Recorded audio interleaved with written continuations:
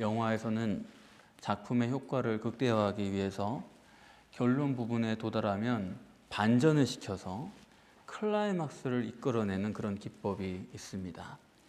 주인공이 내내 고난을 당하고 끝으로 가는데도 비실비실하다가 맨 마지막에 갑자기 초인적인 힘이 발동이 돼가지고 모든 것을 다 뒤집어 엎는, 그래서 보는 사람으로 하여금 감동을 주고 오랫동안 마음에 남아있도록 하는 그런 의도입니다.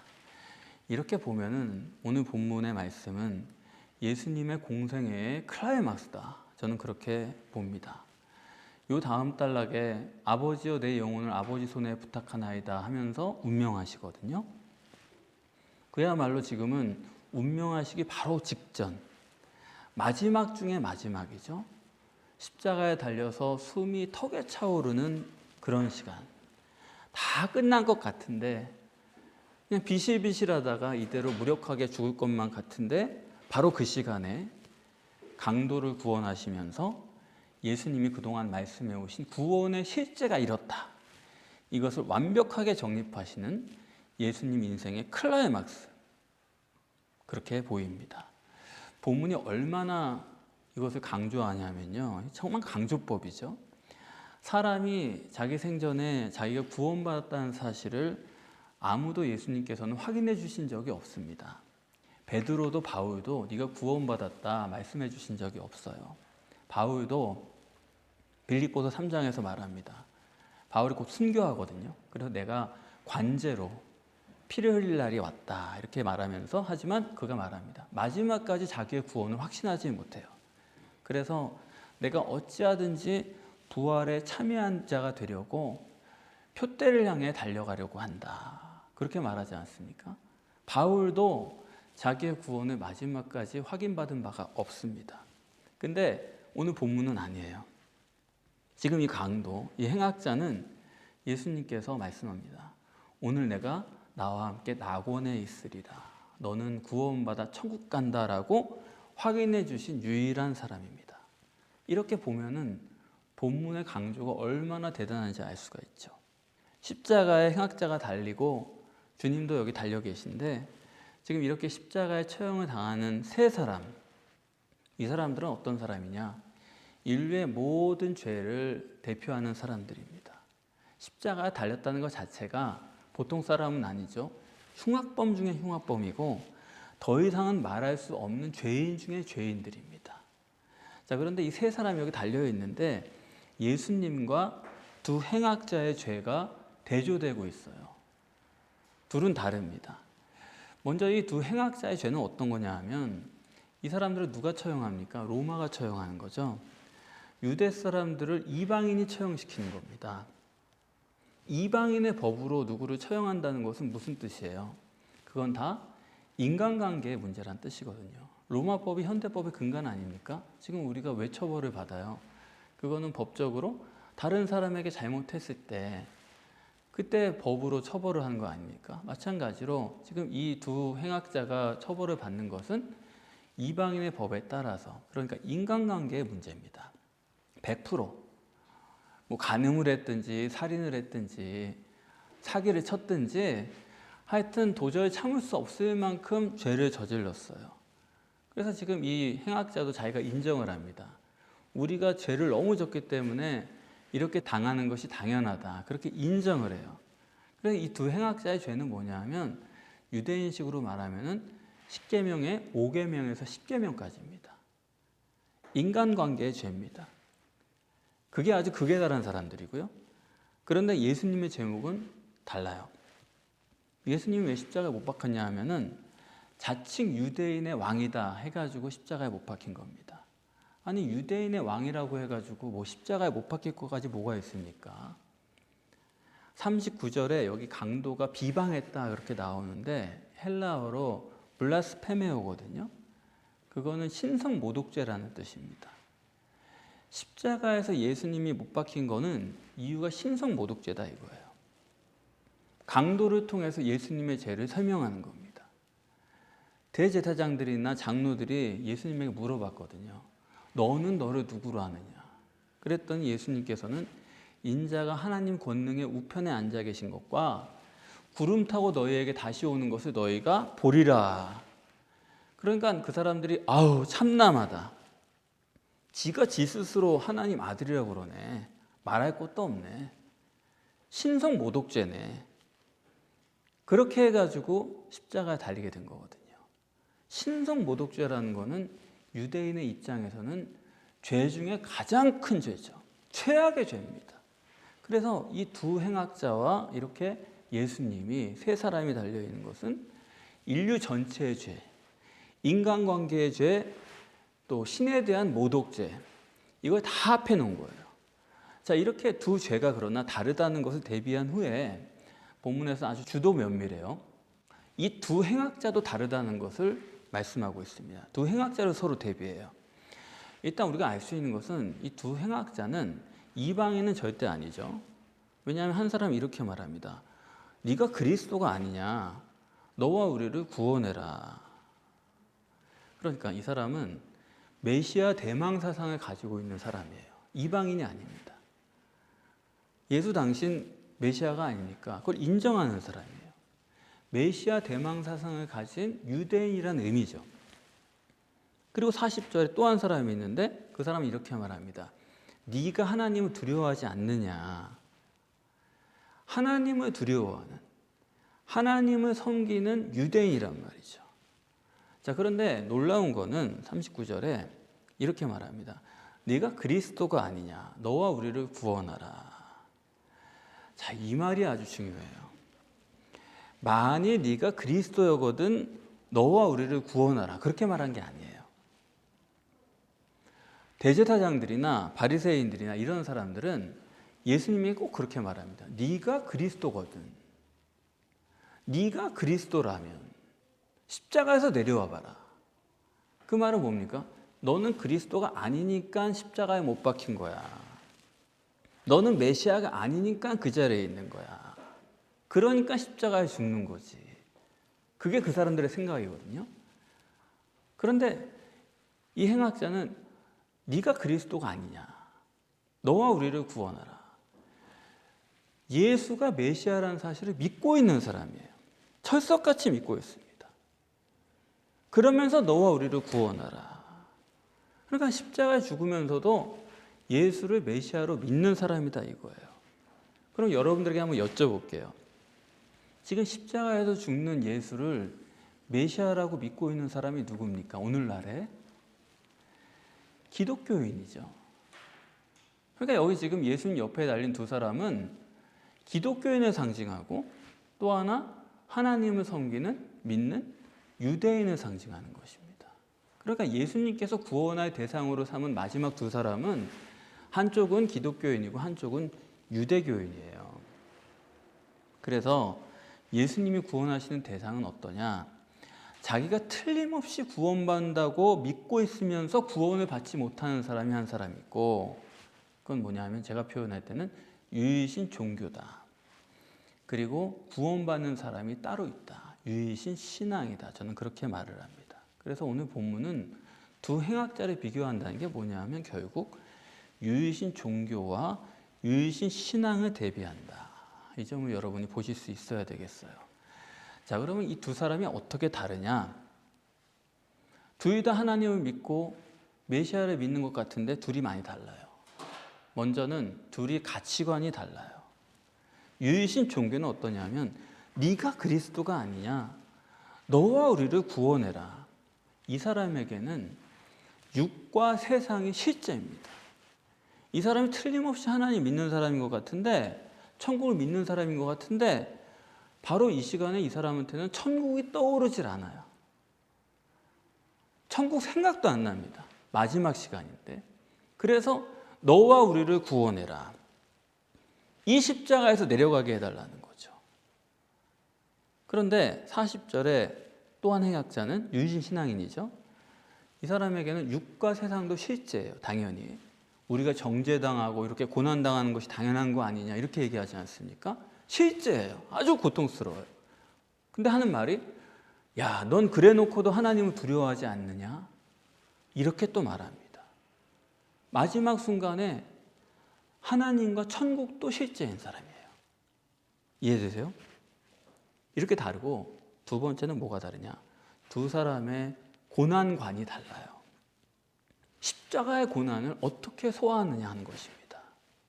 유일신 종교인은 십자가의 주체가 사람이라고 생각해요. 내가 지금 이렇게 고난당하는 것은 인간 누가 나한테 이렇게 했기 때문이다 라고 생각해요. 그러니까 네가 메시아니까 나를 구해줘라. 저 사람으로부터 나를 구원해달라. 그렇게 얘기한다는 겁니다. 내가 고난당하는 거, 그 고난 어디서부터 온 거냐? 저 사람이 나를 미워해서, 내가 사업을 못해서, 내가 뭐 어떻게 해서, 전부 인간관계를 원인으로 생각해요. 뭐 남 탓 아니면 내 탓이죠. 모든 걸 인간관계 속에서 생각을 합니다. 그래서 오늘 본문도 겉보기로는 어떻습니까? 이 사람들 누가 못 박아요? 로마 사람들이 못 박는 거예요. 그래 십자가에 죽는 거 아닙니까? 그러니까 이 사람이 저들로부터 나를 구원해달라. 그거죠. 여기에 하나님이 끼어들 자리는 없는 겁니다. 사람만 있는 거예요. 그런데 유일신 신앙은 어떠냐? 자, 이거는 누가 봐도 인간관계에 의해서 십자가에 달리는 거죠. 자기가 뭐 살인을 했든지 사기를 했든지 무책임했든지 뭐가 됐든지 인간관계 때문에 여기까지 온 건데, 내가 벌을 받는 이유를, 원인을 하나님으로 보는 거예요. 고난당하는 건 틀림없이 자기가 잘못한 겁니다. 자기가 나쁜 짓을 해서 그렇게 된 거예요. 자기도 다 시인하고 있습니다. 우리가 너무 죄를 많이 져서. 그런데 그 죄값을 지불하는 건 누구냐? 하나님이다. 하나님이 하셨다. 그렇게 믿고 있어요. 이건 전혀 다른 사람입니다. 뿐만 아니라 중요한 문제는 구원관의 문제죠. 구원관이 둘이 너무 달라요. 유일신 종교는 육과 세상이 구원이에요. 그래서 이 사람은 네가 그리스도니까 너와 우리를 구원해라. 지금 내가 고통당하고 있는데 이 상황에서 나를 구원해달라. 이 세상에서의 구원이에요. 메시아에 의한 구원은 육신의 구원. 메시아는 이 세상에서의 구원을 주는 분으로 그는 받아들이고 있습니다. 자, 육신과 세상을 구원하는 메시아로 받아들이는 사람은 어떻게 하느냐? 오늘 본문에 나와 있어요. 비난하는 거예요. 왜 이렇게 된 겁니까? 왜 안 해주는 겁니까? 뭐 하는 겁니까? 당신 그리스도 아닙니까? 이렇게 비난해요. 그게 바로 블라스페메오다. 신성 모독이라는 겁니다. 그래서 여러분, 육신과 세상을 구원하는 그 삼박자 구원론이라는 거 있잖아요. 그게 하나님 뜻이라고요? 아니요. 그게 바로 블라스페메오예요. 그게 하나님의 뜻이라고 주장하는 그게 신성 모독이에요. 육체 우선이고 내가 이 세상에 사니까 육체가 중요한 거 어쩔 수가 없습니다. 그래요. 그렇다면은 아이고 하나님 제가 이런 인간입니다. 이것밖에 안 되는 인간입니다. 그러면서 하나님께 은혜를 구하고 하나님 제가 참 부족하지만 하나님을 알게 해주세요. 육체를 부인하게 해주세요. 좀 그런 관계로 가면 안 돼요? 근데 그게 안 돼가지고 왜 구원하지 않느냐? 육신과 세상이 중요한 거 아니냐? 여러분 그거는 자기도 모르는 사이에 하나님을 비난하고 있는 거예요.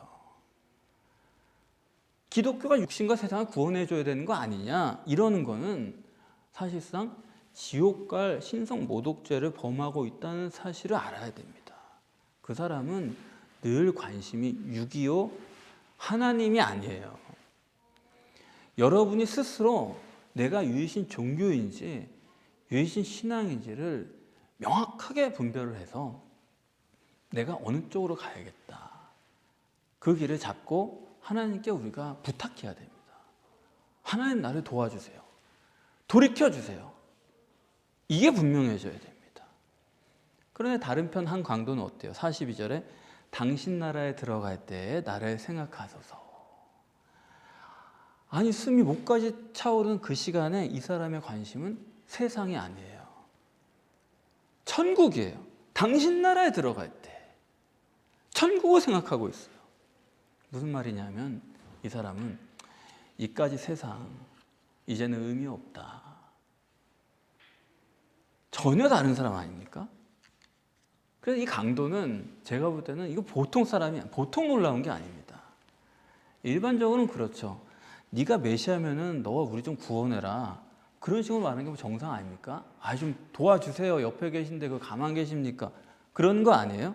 근데 이 구원받은 강도는 우리는 우리의 상당한 보응을 받는 거다. 이러고 말아요. 뿐만 아니라 주님이 행하신 것은 옳지 않은 것이 없다. 그렇게 말합니다. 여러분들 이거를 아무렇지 않게 읽으실지 모르지만은 제가 보기에 이거는 정말 불가능한 얘기예요. 인간은 다 자기중심적이고 이기적이기 때문에 여러분 우리는 정말 신앙 중에 참 문제가 많습니다. 항상 자기만 억울한 거예요. 나는 다 사리분별이 있고 그런 사람인데 잘하는데 저 사람이 문제고 그 사람이 그랬고 우리 애는 다 잘하는데 저 집 애가 문제인 거야. 그러거든요. 그뿐입니까? 종교는요 그냥 다짜고짜 이러는 거예요. 너 그리스도 아니냐? 내가 너 믿으니까 당신 믿으니까 일단 덮어놓고 믿으니까 너와 우리를 구원해라. 신비죠. 뭐 일이 어떻게 됐든지 내가 잘못했든 잘했든 그건 중요하지 않아. 이게 무슨 의미가 있든지도 중요하지 않아. 덮어놓고 하여튼 나를 구원해라. 신비한 사건. 그게 종교예요.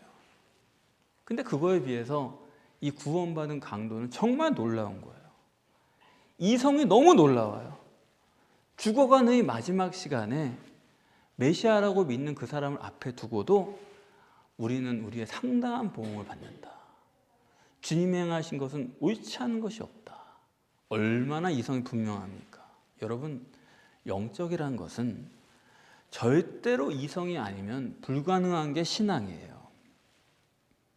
영성 정립이 안 돼가지고 그냥 전부 다 그냥 신비하고 뭐 어떻게 됐건 간에 그냥 기적만 일어나면 되고 그걸 영성으로 알고 은사로 알고 그걸 신앙생활로 아는 거 그건 절대로 하나님이 보시는 신앙이 아닙니다. 신앙은 이성적이고 논리적이고 과학적인 하나님께서 우리에게 이런 것을 주신 것은 여러분이 영을 실제로 인정할 수 있는 그런 사람이 될 때 그걸 구원으로 보신다는 거예요. 이성을 주시고 과학을 주시고 합리를 주셨음에도 불구하고 그런 거 상관없이 그냥 나는 신비다. 그건요. 영적 세계를 인정하는 게 오히려 아닙니다. 여기에 그냥 내 육신에 매여 있는 거죠. 그게 급급해가지고 아무 생각도 안 하는 거예요. 그래서 여러분 생각해 보세요. 내가 이성적이고 논리적이고 그런 믿음을 가지고 있나? 아니면 그냥 내가 체험만 하면 되고 뭘 봤다든지 뭐가 됐다든지 또 내가 그냥 감정적으로 그냥 만족이 되고 안심이 되고 그러면 되는 사람이지. 생각을 해보세요. 이성적이어야 된다. 그게 신앙이에요. 근데 제가 자꾸 이성적이라고 그러면 또 엉뚱하게 사람들이 어떤 세상적인 판단력이 좋고 이런 걸 이성적이라고 생각하는 분들도 있는 것 같은데 그런 게 아닙니다. 출애굽기 14장에 보면은 하나님께서 이스라엘 백성들을 홍해로 인도하세요. 양쪽에 절벽이 있고 가운데는 바다뿐입니다. 막다른 골목이에요. 뒤에서 애국 군대가 쫓아옵니다. 자, 그리로 이스라엘 백성들이 갔는데 하나님이 인도하는 걸 모르니까 바로가 그 장면을 보고를 받고 딱 판단합니다. 뭐라고 말하냐면 야, 저들이 광야가 익숙치 않아가지고 잘못된 길로 갔구나. 그렇게 생각해요. 그게 세상적인 판단력이에요. 근데 재밌는 거는 이스라엘 백성들도 바로랑 똑같은 생각을 합니다. 야, 우리를 잘못 인도해가지고 우리가 죽게 됐구나. 아우성을 치거든요. 아니 거기서 생각이 있는 사람 같으면은 하나님이 이제껏 우리를 이렇게 인도하셨는데 왜 여기로 보내셨을까? 여기서 더 놀라운 일을 하시려나 보다. 이래로 머리도 돌아가야 되는데 하나님에 대한 맥락적 사고가 안 되는 거예요. 이스라엘 사람들은. 이거는 사람이 아니죠. 이거 짐승이나 다름없는 겁니다. 이성적으로 생각해야죠. 이 세상 자체가 있다는 것, 그거 자체가 바로 하나님의 창조잖아요. 이게 우연히 생겼다, 진화다, 그거야말로 신비거든요. 이 세상이 있다는 것 자체가 하나님이 창조하셨고, 하나님이 계시다는 건 뭡니까? 천국이 있다는 거고, 하나님이 세상을 창조하셨다는 것은 세상에는 끝이 있다는 거고, 천국이 필연이고 하나님이 필연이고 종말이 필연이면은 그 종말에는 하나님이 천국으로 구원하시든지 지옥으로 심판하시든지 그거는 너무나 당연한 필연이에요. 그게 무슨 만들어낸 얘기입니까? 이거는 필연적인 과학이죠. 그러니까 사람이 살다 보면 마지막엔 천국 가거나 지옥 가거나, 이거는 어린아이라도 생각해 보면은 그대로 알 수 있는 과학적인 사실이라 이겁니다. 그래서 본문에 천국 구원이라는 거는 사람이 어느 정도 살다가 인생이 끝나면은 천국으로 간다는 거는, 이건 아주 이성적이고 합리적이고 과학적인 얘기지, 이게 무슨 신비에 속한 얘기가 아니거든요. 그러면 이제 죽을 때가 됐으면은, 아, 하나님 나를 천국으로 인도하시려나 보다, 꽉 막힌 홍해가 아니라 더 놀라운 일로 나를 인도하시려나 보다, 그걸 생각하고 와야 되는데, 지금 이 강도는 너 그리스도니까 너와 우리를 구원해라. 아니, 그게 이상한 걸 요구하는 거라고요. 그렇지 않습니까? 천년 만년 여기서 살겠다는 겁니까? 그게 잘못된 생각이라고요. 그래서 다른 한 강도는 구원을 받게 되는데, 자, 이 구원을 받는 강도에 대해서도 여러분들이 이성적으로 생각을 해보세요. 이 사람이 지금 어떻게 구원을 받은 겁니까? 십자가의 보혈을 믿어서 구원받았습니까? 여기 그런 게 어디 있어요? 회개해가지고 구원받은 겁니까? 회개하지 않았어요. 여러분, 인간이 이성적이 아니면 성경도 제대로 못 보는 겁니다. 인간이 결국에는 뭐든지 자기 논리에 맞아야 받아들이는 거 아니에요? 자기 논리에 안 맞는데 그걸 받아들인다는 건 뭐냐? 받아들인 척 하는 거죠. 그렇게 하면 좋을 것 같으니까 그냥 이해는 안 되지만 받아들인 척 하는 거죠. 받아들인 척하고 받아들인 척 하다 보면 진짜 자기도 믿는 것 같아요. 그게 뭐냐? 무서운 외식이거든요. 모르면서도 아는 것처럼, 안 믿으면서도 믿는 것처럼, 이해가 안 되는데도 이해가 된 것처럼, 마치 그걸 하나님 주신 믿음으로 착각하고 외식하는 거죠. 그래서 이 종교 생활이라는 게 무서운 게 뭐냐면, 이성이 없이 그냥 맹신을 따라가다 보면은 자기는 실제 속에서 동의를 안 하면서도 최대한 하는 거예요. 그래서 매사가 그냥 외식의 선수가 되는 거고, 이러다 보면 심각한 문제가 생기는 것입니다. 전능하신 하나님께서 지혜의 근본이고 지식의 근본인 하나님이 모든 사람이 구원을 받기 위해서 뭔가를 정하셨다면 그 구원론이 신비겠습니까?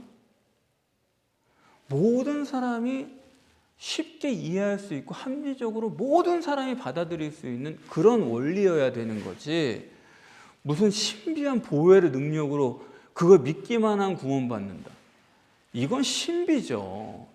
이해가 안 되는 얘기죠. 그걸 자꾸 믿겠다고 하는 것 자체가 자기 이성을 마비시키는 거죠.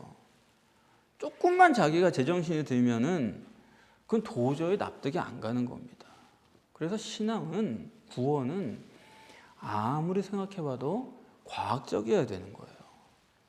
이성이 아닌 다른 것으로는 절대로 신앙이 아니다, 그런 얘기입니다. 이것이 예수님께서 십자가에서 마지막에 증거하시는 신앙의 핵심이에요. 근데 이런 것이 정립이 안 돼 있으니까 신앙은 마치 감정적인 것으로 생각하고, 사람은 붕붕 뛰어가지고 자꾸 마음에 감동을 주려는 이야기들을 계속하고, 그러면서 내 마음에 어떤 감동이 오면 그게 마치 하나님이랑 나랑 어떤 사이가 된 것처럼 그렇게 착각하게 하는, 그거는 화술이죠. 그건 웅변술이지 진리가 아니다, 이겁니다. 이 42절의 강도는 아주 이성적이에요.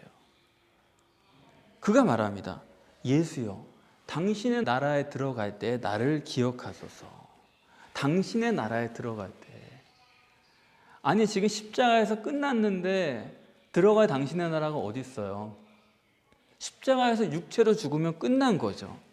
어디에 들어가요? 다시 말하면 이 강도는 속사람을 믿고 있는 사람이죠. 겉사람은 죽는 거고, 그러나 속사람은 살지 않습니까? 당신의 영혼은 당신의 나라에 들어가지 않습니까? 그걸 생각해 본 사람이에요. 강도가 한평생 무슨 잘못을 저지르고 살았는지 잘 모르지만 그 사람이 그렇다고 해가지고 항상 범죄만 저지르고 나쁜 짓만 하다가 마지막에 갑자기 생각한 게 아니다 이겁니다. 이 사람은 이성적인 사람이어서 인간이 죽으면 육체는 버리고 영혼이 천국에 가지, 이걸 생각하는 사람이었다고요. 그런 이성이 있었다고요. 그래서 당신의 나라에 가실 때, 여기는 당신의 나라에 임할 때 이렇게 하는 번역도 이것도 세상 구원으로 번역을 한 거예요. 뭐가 임하는 것처럼, 여기 다시 오시는 것처럼. 원문은 가실 때입니다. 사후에 부활하신 주님, 뭐 최소한도 부활까지는 이 사람이 생각 못했다 치더라도 육신이 죽고 사후에 속사람이 천국에 가실 때 나를 기억해 달라는 거죠. 예수님, 저도 죽습니다. 지금 저도 십자가에 죽어갑니다. 그러나 제 속사람은 당신 나라에 들어갈 수 있도록 제 이름을 생명책에 기록해 주세요. 아주 이성적이죠.